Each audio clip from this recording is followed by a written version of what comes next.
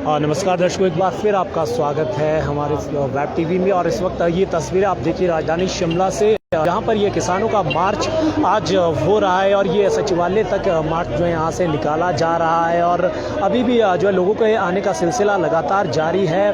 अभी और भी जो किसान बागवान इस रैली में यहाँ पर पहुँचने वाले हैं। सैकड़ों की संख्या में यहाँ पर ये जो आज लोग पहुँच चुके हैं, जिसमें राजनीतिक दलों से ऊपर उठकर, चाहे वो आम आदमी पार्टी से हो या फिर कांग्रेस से हो, पूरा विपक्ष यहाँ पर, चाहे सीपीआईएम से हो, पूरा विपक्ष यहाँ पर किसानों के समर्थन में आज नज़र आ रहा है। तो ऐसे में कहीं ना कहीं ये एक किसानों के लिए एक अच्छी बात भी है, जिससे तमाम राजनीतिक दल जो है अपनी राजनीति से ऊपर उठकर आज किसानों के समर्थन में आए हैं और सरकार का यहाँ पर जो खुलकर विरोध कर रहे हैं। में ये लोग यहाँ से जो है कुछ करेंगे सचिवालय की। और तो फिलहाल आप ये तस्वीरें देखिए नवबार चौक से, जहाँ पर ये लोग एकत्रित होना यहाँ पर शुरू हुए हैं। सरकार होश में आओ।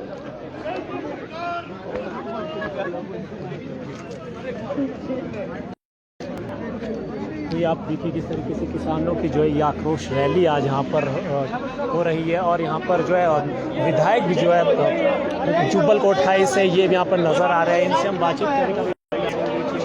आज यहाँ पर जो है इस प्रदर्शन में शामिल हुए हैं। जी रोहित जी, आपसे जानने का प्रयास करेंगे आप जी। आज आप किसानों के समर्थन में आप यहाँ पर पहुँचे हैं, तो क्या क्या मुद्दे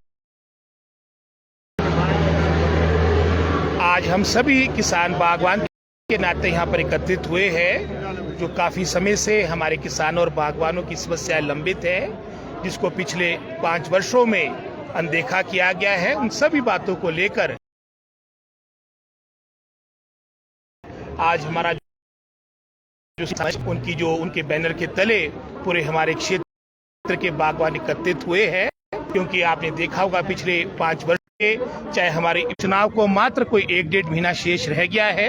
अगर ये करने वाले होते, समय रहते करते, उदाहरण के तौर पे कांग्रेस सरकार के कार्यकाल में आपके 1980 के दशक में जो इंसेक्टिसाइड फंगिसाइड पे अनुदान पे दवाएं मिला करती थी, वो इन्होंने वर्ष 2019 पे उसमें अनुदान बंद किया।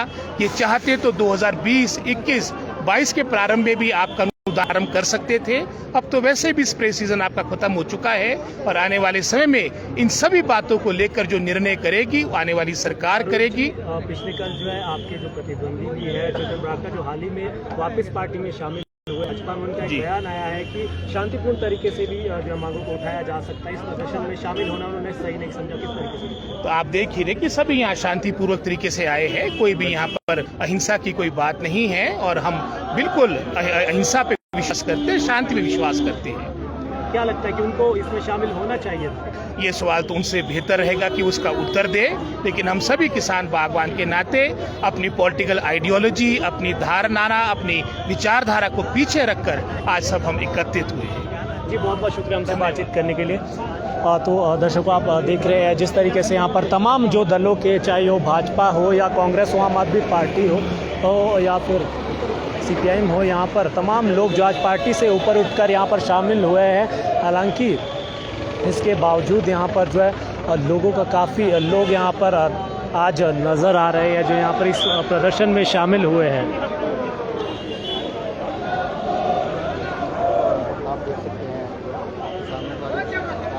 तो तस्वीरें इस वक्त आपके समक्ष जिस तरीके से यहाँ पर सैकड़ों का सैलाब, जन सैलाब यहाँ पर उमड़ा है और भी लोगों के आने का यहाँ पर जो है संभावना है, क्योंकि उसके बाद ही यहाँ से जो ये सचिवालय की ओर कूच करेंगे। और पुख्ता यहाँ पर इंतजामात जो है किए गए हैं पुलिस द्वारा। अगर बात करें सचिवालय की, तो सचिवालय को यहाँ पर जो है पुलिस छावनी में जो है तब्दील कर दिया गया है। चारों तरफ वहाँ पर पुलिस लगाई गई है और पूरा रोकने का जो है यहाँ पर प्रयास जो है सचिवालय जाने से यहाँ पर किया जाएगा। यहाँ पर और हमारे साथ लोग बातचीत के लिए मौजूद है। जी आपसे जानना चाहेंगे सर, आज किसानों के साथ यहाँ पर आप पहुँचे हैं, सबसे पहले तो कहाँ से आप यहाँ पर? देखिए, मैं किसान पृष्ठभूमि से हूँ और मैं कोटखाई क्षेत्र के पूड़क पंचायत से आया हूँ। और जैसे कि आपको मालूम है, 1 वर्ष से जो किसानों का आंदोलन चल रहा था और उस आंदोलन के बीच में जो भी सूत्री कार्यक्रम था, जो माननीय मुख्यमंत्री और यहाँ के जो बागवानी मिनिस्टर, उन तक ये हमारी आवाज़ पहुँची थी। अभी पिछले ही हफ्ते जो मीटिंग हुई थी, उसमें जो कार्टन के दाम जो बढ़े थे और जो फुफरीनाशक और कीटनाशक पे जो सब्सिडी बंद की गई थी, उस पे मुख्य रूप से इन 2 डिमांडों को आज प्रदेश सरकार ने पूरे करने की बात कही थी। लेकिन उसके साथ साथ बहुत सी चीज़ें ऐसी है जो इम्पोर्ट ड्यूटी की जो केंद्र सरकार बहुत लंबे समय से बात करती रही है कि इम्पोर्ट ड्यूटी का जो सवाल था, जो बाहर से सेब आता है और वो सेब हमारे को कहीं ना कहीं हमारी अर्थनीति को बहुत नुकसान पहुंचाता है। तो उस आधार पर केंद्र सरकार ने इम्पोर्ट ड्यूटी पर कुछ नहीं किया। माननीय प्रधानमंत्री ने भी कई बार इसके बात को हिमाचल की भूमि में कई बार किसानों से की थी। तो ये आज हमारा जो ये मार्च है, ये मार्च उन तमाम उन चीज़ों को लेकर है जो हमारी जीवन यापन से जुड़ी हुई चीज़ें हैं। क्योंकि एक किसान होने के नाते जो हमारा पूरा जो खर्च है और जो हम अपने बच्चों की एजुकेशन करवाते हैं, इसकी मेहनत से जो पैसा आता है, उसी पैसे से हम कर पाते हैं। आपसे ये जानना चाहेंगे कि तमाम राजनीतिक दल अपनी राजनीति को छोड़कर आज यहाँ पर इस प्रदर्शन में आप पहुँचे हैं, सिर्फ भाजपा को छोड़कर, तो क्या चुनाव में इसका नतीजा जो भुगतना पड़ेगा भाजपा? देखिए, ये कोई अगर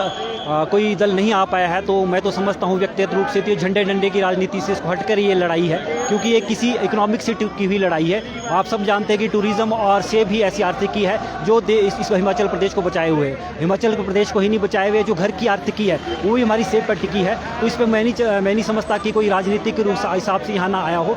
लेकिन जो लोग हमें यहाँ पहुँचे हैं, मैं उन सबका धन्यवाद करता हूँ, उन किसानों और बागवानों का, क्योंकि ये लड़ाई आने वाले भविष्य की लड़ाई है। अपनी भविष्य की लड़ाई इसलिए है क्योंकि जो रजिस्टर्ड बेरोजगार 16 लाख के करीब इस प्रदेश के अंदर है, तो कोई भी वैकल्पिक नीति सरकार के पास नहीं एम्प्लॉयमेंट जनरेट करने की। और जो नौजवान आज खेती की तरफ अपना रुख किया है अपने रोजगार को पैदा करने के लिए, तो उस रोजगार को पैदा करने को बचाने के को छोड़कर किसान के हक की बात आज प्रदेश सरकार नहीं करी। उस हक की लड़ाई के लिए आज हम यहाँ आए।